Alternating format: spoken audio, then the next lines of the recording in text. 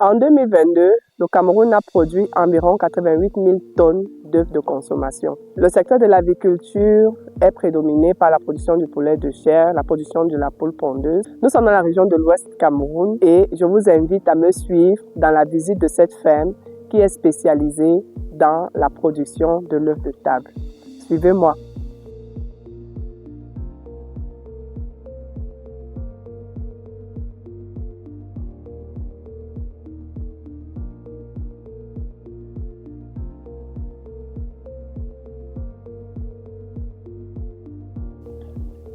Alors, ce que vous venez d'observer, je me suis fait pulvériser tout à l'heure par un désinfectant et aujourd'hui j'ai les pieds trempés dans ce qu'on appelle une pédiluve. C'est deux types de désinfectants différents. Le premier est un désinfectant qui n'est pas corrosif pour la peau et qui a justement pour rôle d'éliminer tout risque de transporter un germe qui pourrait être nocif aux animaux qui sont élevés dans la ferme. Et cet autre désinfectant est un désinfectant corrosif qui n'est pas autorisé à utiliser sur la peau, mais qui n'a aucun problème avec les matières, par exemple, comme le caoutchouc de mes bottes. Donc, c'est ce qu'on appelle, c'est vraiment les premières mesures de biosécurité, c'est-à-dire toutes ces mesures que vous allez devoir prendre dans votre ferme pour éviter à une maladie d'entrer dans votre ferme, ou alors, le cas échéant, à une maladie qui est déjà dans la ferme de se propager d'un animal à l'autre. Pour une désinfection efficace, dans la pédiluve, vous devez rester au minimum 1 minute dans la pédiluve pour être sûr d'éliminer tout risque de transporter un germe avec vos bottes. Alors, on continue notre voyage. Toujours dans la logique de continuer les mesures de biosécurité, dans cette ferme, il est prévu justement ce qu'on appelle un sas, cette enceinte qui sert d'entrepièce entre le milieu extérieur et la ferme. Et toute personne, tout visiteur à la ferme, avant d'entrer dans la ferme, après s'être soumis au premier protocole de biosécurité, doit se laver les mains.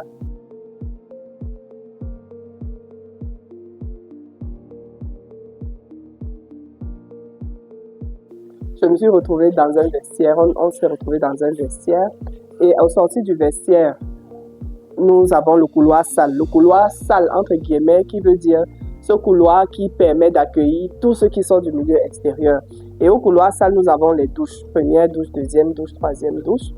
Et après que chaque employé ait pris sa douche, il va dans ce qu'on appelle le couloir propre. Le couloir propre, c'est le couloir qui appartient à la ferme. Le couloir qui n'est pas concerné par l'interface entre la ferme et l'extérieur. Donc, à partir du couloir propre, chaque employé met sa tenue, cette tenue que vous voyez, le chef de ferme avec sa tenue et ses collègues. Chaque employé met sa tenue et travaille à l'intérieur de la ferme. Et au sortir de la ferme, après la fin de journée, il laisse la tenue à l'intérieur pour reprendre sa douche. Alors, on va vers le couloir propre. Donc, voici un exemple de douche, de doit prendre sa douche. Je ne vais pas ouvrir. Voilà. Tout est aménagé pour pouvoir prendre sa douche avant d'intégrer le couloir propre.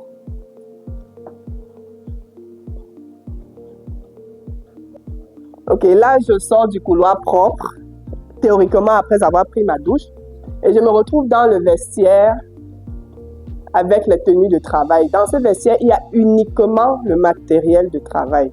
Vous voyez les bottes. Dans le premier vestiaire, on avait les tenues usuelles, les tenues normales de chaque employé. C'est avec quoi il sort de sa maison.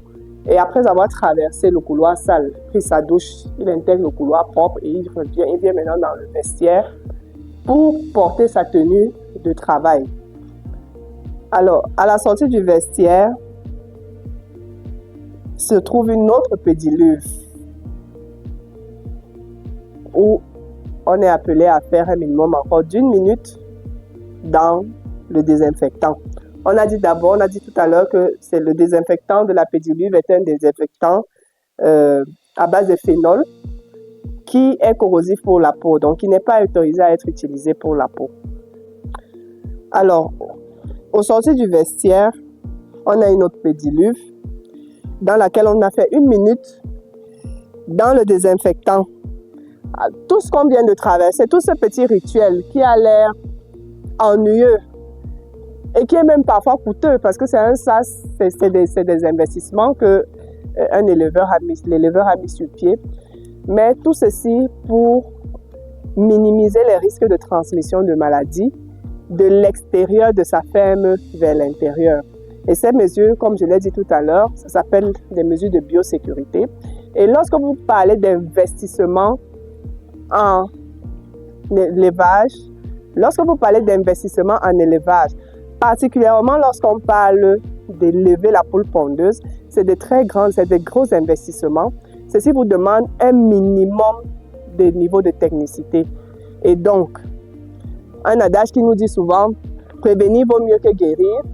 Tout éleveur sérieux sait qu'il vaut mieux prévenir que guérir lorsqu'on parle d'élevage. Je vous invite à nous suivre à l'intérieur du bâtiment.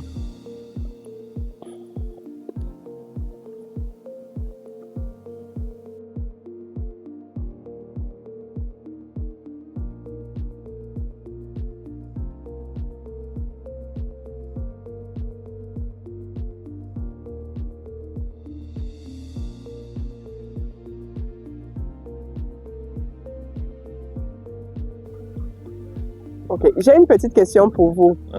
Regardez la distance entre deux bâtiments. Selon vous, quelle est l'importance de distancer deux bâtiments lorsqu'on parle d'une ferme, particulièrement en élevage avicole? Répondez en commentaire si vous avez la réponse. Déjà de 1, quelle est la distance? Et surtout, quelle est son importance de maintenir une distance entre deux bâtiments dans une ferme avicole?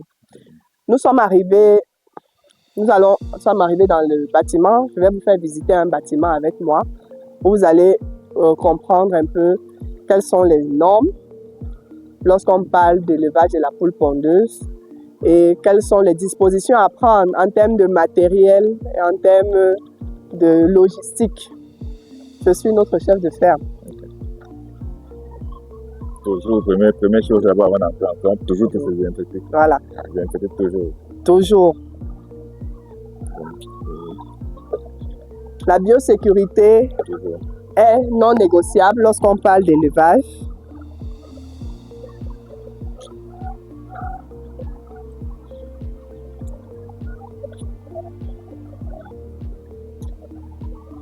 Ah oui. Bon, voilà, nous sommes dans une salle aussi là. Alors, nous sommes dans une salle. On ne va pas y passer beaucoup de temps parce que la poule pondeuse est très sensible au stress. Donc, une présence étrangère, un bruit soudain, très souvent, les fait réagir, surréagir.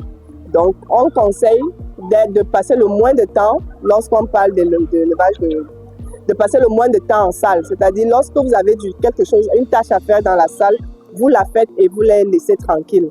Donc, les quelques dispositions que vous devez prendre lorsqu'on parle d'élevage de la poule pondeuse, il y a, par exemple, ici, vous allez voir la mangeoire. La mangeoire, c'est ce dispositif qu'on utilise pour disposer l'aliment. De l'autre côté, nous avons les abreuvoirs. Ici, à cause de l'effectif, on a un dispositif de distribution automatique de l'eau de boisson. Mais souvent, lorsqu'on commence avec des petits effectifs, on peut encore abreuver les animaux manuellement. Mais à partir d'une certaine taille, vous êtes obligé de procéder à l'abreuvage automatique à cause des problèmes de logistique et aussi à cause des soucis de normes de résultats. Après, quand nous avons les pondoirs, nous sommes déjà dans une ferme en pleine production. Des cases qui sont spécialement aménagées pour permettre aux poules de venir déposer leurs œufs. Là, on a des œufs qui viennent d'être fraîchement pondus et qui attendent l'heure de la collecte. Après les pondoirs, on a ce qu'on appelle les perchoirs qui permettent aux animaux de déstresser lorsqu'elles veulent se déplacer. Ok, est-ce que vous pouvez écouter le bruit avec moi?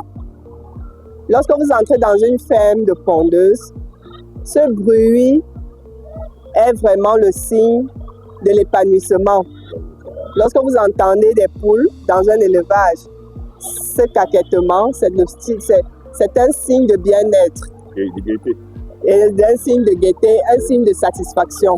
Exactement comme on a avec d'autres animaux. Lorsque vous avez le chat qui ronronne, c'est un signe de bien-être. Lorsque vous avez un chien qui secoue la queue, c'est un signe aussi de bien-être. De même, les poules ont leur signe de bien-être. Et en tant qu'éleveur, vous devez être sensible à ce genre de signaux. À ne pas attendre forcément qu'il y ait un cas de maladie, mais des petits signaux qui vous permettent d'anticiper sur un éventuel problème dans votre élevage. Alors, regardez avec moi la tête de cette poule. À 10 jours, l'éleveur a procédé à ce qu'on appelle les pointages, c'est-à-dire il a enlevé le bout du bec. Les pointages servent à plusieurs choses. La première chose, c'est augmenter la surface d'appréhension de l'aliment. Donc, la poule a une grande surface. Il y a une grande surface qui permet d'appréhender l'aliment, donc elle se nourrit mieux. La deuxième chose, avant l'entrée en ponte, entre 16 à 18 semaines environ, on a placé ce qu'on appelle des lunettes. Ce dispositif rouge que vous voyez là, qui, de 1, diminue le champ visuel de l'animal et lutte contre ce qu'on appelle le piquage. À un certain âge, les poules commencent à se piquer. Oui, les femmes ne sont pas seulement très offensives les unes entre les autres, même chez les animaux aussi ça existe. Donc les poules se piquent entre elles et donc pour un éleveur, le piquage est un grand ennemi qu'il faut à chaque fois trouver le moyen de combattre. Donc pour lutter contre le piquage, on place les lunettes. Cela va diminuer le champ visuel de l'animal, donc il va moins voir ses congénères. La deuxième chose aussi, c'est que cela va diminuer les risques de tri de l'aliment. Donc l'animal sera moins exigeant, moins capricieux en ce qui concerne l'aliment qui lui sera présenté et ceci va améliorer les performances de l'animal. Les pointages résout une problématique de bien-être animal parce que les pointages se fait à 10 jours d'âge, donc il n'y a pratiquement pas de douleur à cet âge, alors que le débécage souvent se fait à un âge plus avancé où l'animal devient plus sensible à la douleur, il y a des saignements, il y a même des mortalités souvent avec le débécage. Nous avons une litière de très bonne qualité, elle est sèche, elle est meuble et ceci est justement le symptôme d'un élevage bien entretenu, bien aéré. Ceci témoigne aussi même de la qualité de l'aliment qui est donné aux poules. Lorsque vous avez un aliment de bonne qualité, lorsque vous avez de la fiente de bonne qualité, donc des poules qui viennent de poules de bonne santé, vous allez avoir ce genre de litière. Donc lorsqu'on entre dans un élevage, la litière, seulement la qualité de la litière vous renseigne sur la bonne santé de votre activité. On a terminé notre visite de ce bâtiment. À la sortie du bâtiment, il est important de préciser que nous rentrons dans la pédiluve. Chaque bâtiment a sa propre pédiluve parce que lorsque vous entrez dans un bâtiment, vous entrez dans un écosystème propre au bâtiment. Et donc, pour ne pas transporter les germes d'un bâtiment à l'autre, quoique nous soyons dans la même ferme, il est important toujours de diminuer les risques de transmission d'un bâtiment à l'autre. Donc, après notre minute dans la pédiluve du bâtiment, nous pouvons continuer notre visite. Alors, l'important du reporting, tout ce qu'on fait en élevage, en tout cas dans cette ferme, et pour un éleveur sérieux, doit être reporté quotidiennement. On ne fait pas des opérations et puis on revient après reporter. Là, par exemple, devant ce bâtiment, il y a les informations qui sont propres à ce bâtiment. Il y a des informations qu'on garde soigneusement. Maintenant, il y a des informations qui sont publiques pour que toute personne qui doit opérer dans le bâtiment soit informée du déroulé de la vie dans le bâtiment. Ici, nous sommes dans le magasin de stockage de la ferme. Oui, toute ferme qui se respecte, même si vous n'avez que 100 ou 200 ou 300, vous devez avoir un magasin de stockage. Ce n'est pas au même endroit où vous pratiquez l'élevage que vous devez stocker tout ce qui concerne matériel et aliments de votre élevage, tout simplement pour des mesures de biosécurité. Et dans cet élevage, l'éleveur a pris des dispositions afin qu'il y ait 2 entrées. La première entrée est justement la porte d'entrée du magasin. Donc, le camion qui vient avec l'aliment, qui vient approvisionner la ferme, n'a pas accès à la ferme. Il gare à l'extérieur de la ferme et les employés de la ferme, dans le respect des mesures de biosécurité toujours, déchargent le camion et viennent disposer l'aliment dans le magasin. Et la distribution de l'aliment respecte la règle du first in, first out. Donc, les premiers sacs arrivés sont les premiers sacs à être sortis pour éviter tout risque de dégradation ou alors de charançonnement ou alors de moisissure. Le rythme de sortie de l'aliment est extrêmement calibré, extrêmement surveillé. OK. Voilà.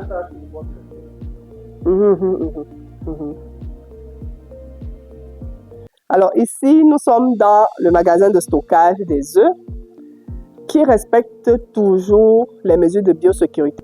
Les œufs sortent des bâtiments, ils sont calibrés, c'est-à-dire qu'on mesure la taille. Si vous allez au marché, vous allez vous rendre compte qu'il y a des œufs qui sont plus gros que d'autres. Et donc, les producteurs savent exactement, il y a des normes. Et il y a des normes de calibrage et on dispose ces œufs déjà calibrés en fonction de leur taille dans les cartons. Et la porte d'entrée du magasin la porte d'entrée ou alors de sortie du magasin, la porte de sortie du magasin permet à l'éleveur de ressortir ses œufs sans que le véhicule qui est venu collecter les œufs n'ait accès à sa ferme. Et toujours dans le respect de la règle du first in, first out, c'est-à-dire les premiers œufs à être pondus sont les premiers à être convoyés vers le marché. Donc, dans ce magasin, on a les différents calibres, les gros œufs et les moyens œufs.